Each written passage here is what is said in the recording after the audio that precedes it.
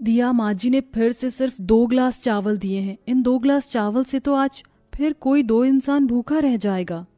पता नहीं माँ जी की कंजूसी कब खत्म होगी। मैंने तो कल रात को भी खाना नहीं खाया था, मेरे सर में भी दर्द हो रहा है। अर्चना दीदी, आप एक काम करो, आप आराम से बैठ जाओ, हम चारों घर के काम संभाल लेंगे। इतना बोलकर संध्या खाना बनाने के लिए जाती है, पर तभी वो देखती है कि घर में लहसुन प्याज पूरी तरह से खत्म है। ये देखकर संध्या अपनी चारों जेठानी से कहती है, दीदी, ना तो घर में प्याज है और ना ही लहसुन, अब हम सब्जी कैसे बनाएं? मैं माँ जी से बात करके आती हूँ। माँ जी, सब्जी कैसे बनाऊं? प्याज और लहसुन खत्म हो गया है। अगर आप ले आती तो आज मैं खाना जल्दी बना देती। वैसे भी आपके 5 बेटे आज जल्दी घर आएंगे।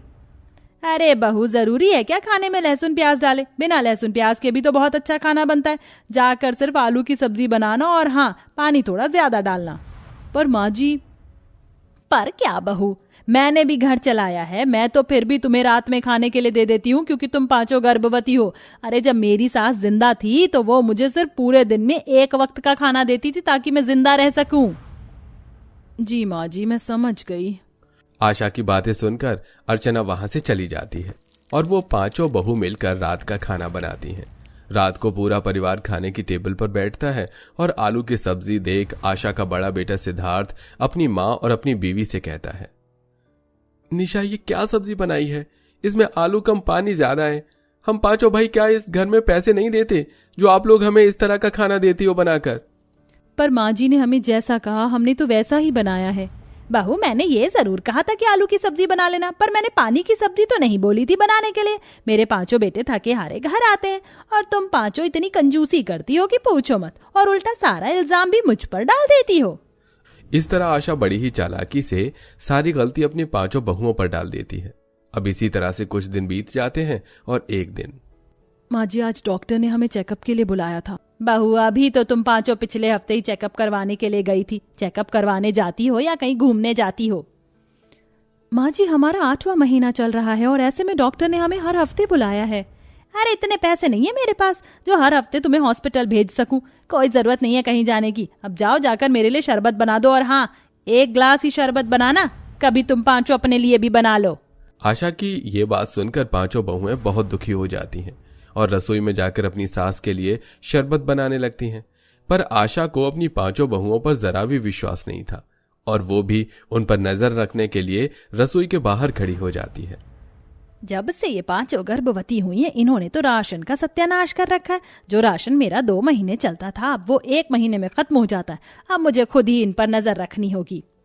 निशा दीदी, मेरा भी शरबत पीने का दिल कर रहा है। गर्मी इतनी ज्यादा हो रही है कि प्यास की वजह से मेरा गला सूख रहा है, पर हम चाह कर भी नहीं पी सकते।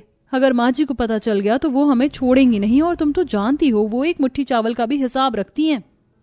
इस तरह आशा की 5 बहुएं मिलकर उसके लिए 1 गिलास शरबत बनाती हैं, जिसे आशा आराम से पीकर आराम करने के लिए चली जाती है।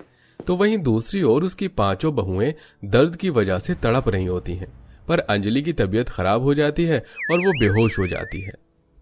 अंजलि, अंजलि, क्या हुआ तुम्हें? उठो, तुम ठीक तो हो? पानी डालो इसके ऊपर। होश में आओ अंजलि। मुझे बहुत कमजोरी महसूस हो रही है, आंखों के सामने अंधेरा छा रहा है। दीदी, दिशा दीदी, मैं अभी माँ जी को बुलाकर लाती हूँ। दिशा जल्दी से आशा के पास जाती है और उसे सारी बात बताती है। अंजलि की तबीयत खराब सुनकर आशा का मुंह बन जाता है और वो मुंह बनाकर अंजलि के पास जाती है और उसे ही खरी खोटी सुनाने लगती है। अरे तुम 5 क्या इतनी नाजुक हो कि थोड़ा सा काम करके ही बेहोश हो जाती हो? अरे मैंने भी 5 बच्चों को जन्म दिया है, पर तुम्हारी तरह कभी ऐसा हाल नहीं हुआ। पर माँ जी, अंजलि की तबीयत सच में ज्यादा खराब है। उसने कल रात को भी खाना नहीं खाया था और आज सुबह भी नाश्ता नहीं किया। उसने अपनी दवाई भी नहीं ली है और डॉक्टर ने उसे सख्त हिदायत दी है कि वो अपना अच्छे से खाने पीने का ख्याल रखे। बहू, इसका मतलब तुम ये कहना चाहती हो कि मैं तुम्हें खाने के लिए नहीं देती? अरे भूलो मत, 2 टाइम तुम ठूस ठूस कर खाती हो। पर माँ जी, इस समय अंजलि की हालत बहुत खराब है, हमें डॉक्टर के पास जाना चाहिए। अरे डॉक्टर के पास जाने की कोई जरूरत नहीं है, वो भी सिर्फ बीपी चेक करके कुछ दवाई लिख देगा। मैं तुम्हें बता रही हूँ, इसे थोड़ी देर पंखे के नीचे बैठा दो, ठंडा पानी पिला दो, ठीक हो जाएगी। इतना बोलकर आशा वहां से जाने लगती है कि तभी अंजलि का पति विनोद घर पर आता है और अपनी बीवी की ऐसी हालत देख अपनी माँ से कहता है, माँ, अंजलि को क्या हुआ? देवर जी, अंजलि की हालत ठीक नहीं है। मुझे लगता है कि इसे अस्पताल लेकर जाना चाहिए। अरे बेटा, इसे अस्पताल ले जाने की जरूरत नहीं है। ऐसी हालत में हल्के चक्कर आते ही रहते हैं। बहू की पर्ची पर दवाई लिखी है, वही दवाई ला दो। उसने समय पर दवाई नहीं ली होगी, इसलिए इसकी तबीयत ठीक नहीं है। नहीं माँ, मेरा मन बहुत घबरा रहा है। मैं अंजलि को डॉक्टर के पास ले जाऊंगा। बेटा, अगर तुझे इतना ही डर लग रहा है तो फिर ठीक है, तू यहीं रुक, मैं पास के डॉक्टर को ही बुला ले आती हूँ। कम पैसों में वो इलाज कर देगा। इस तरह आशा अपनी गली के एक लड़के को बुलाती है जो अभी डॉक्टर की पढ़ाई कर रहा था। वो अंजलि की हालत देखता है और पूरे परिवार से कहता है, माताजी, मैं एमबीबीएस डॉक्टर तो नहीं हूं, पर मैं पढ़ाई कर रहा हूं और भाभी की हालत देखकर साफ पता चल रहा है सही से न खाने पीने की वजह से इन्हें चक्कर आ रहे हैं और इनकी जो दवाइयां हैं वो भी इन्हें दूध के साथ लेनी है। इसलिए आप इनके खाने पीने पर ज्यादा ध्यान दीजिएगा। सुन लिया माँ आपने, अंजलि की तबीयत कितनी खराब है। अब अंजलि घर का कोई काम नहीं करेगी और आप ख्याल रखोगी मेरी बीवी का। ये सही से खाना खाए। विनोद की ऐसी बातें सुनकर आशा मुंह बना लेती है। अब इसी तरह से कुछ दिन बीत जाते हैं और एक दिन जब अंजलि अपने लिए दूध निकालती है तो वहां आशा आ जाती है और उसके हाथों से दूध का गिलास छीन कर उससे कहती है, तू गर्भवती है, इसका मतलब ये तो नहीं कि आधा किलो दूध तू अकेले गटक जाए। ये दूध 2 दिन चलाना है मुझे। हट, मैं देती हूँ तुझे दूध। इतना बोलकर आशा सारा दूध रख लेती है और एक छोटे से गिलास में थोड़ा सा दूध लेकर उसमें पानी भरकर अंजलि को दे देती है।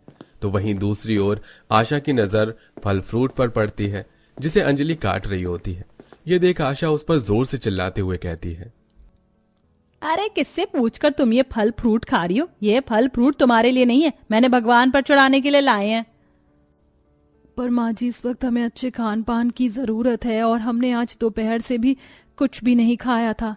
हाँ हाँ, सब सुना था मैंने, बहुत अच्छे से जानती हूँ मैं तुम पांचों को। और हाँ, आज सिर्फ 10 रोटी बनाना। मेरे 5 बेटे काम के सिलसिले में बाहर जा रहे हैं तो हम सबके लिए 10 रोटी काफी हैं।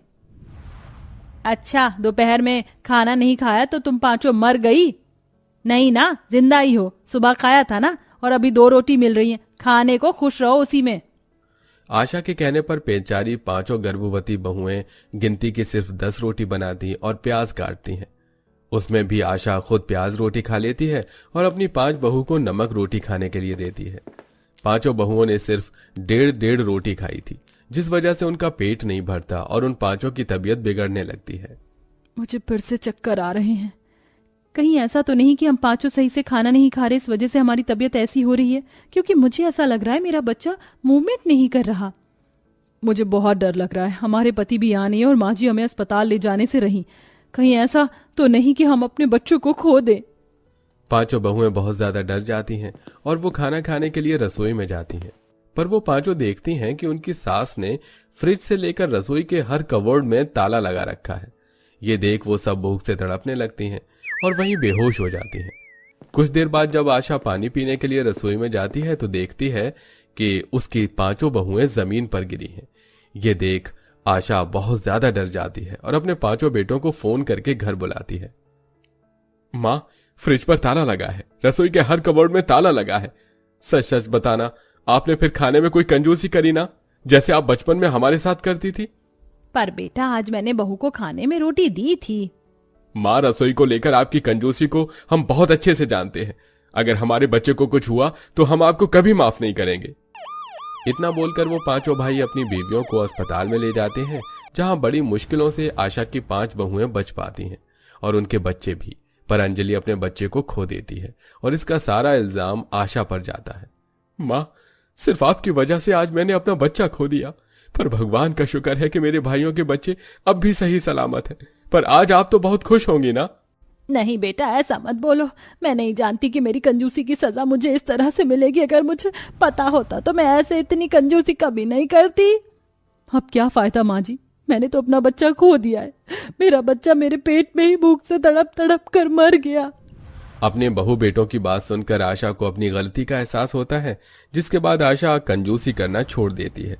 इसलिए जब उसकी 5 बहुएं घर आती हैं तो आशा अपनी 5 बहुओं को बहुत अच्छे से ख्याल रखती है।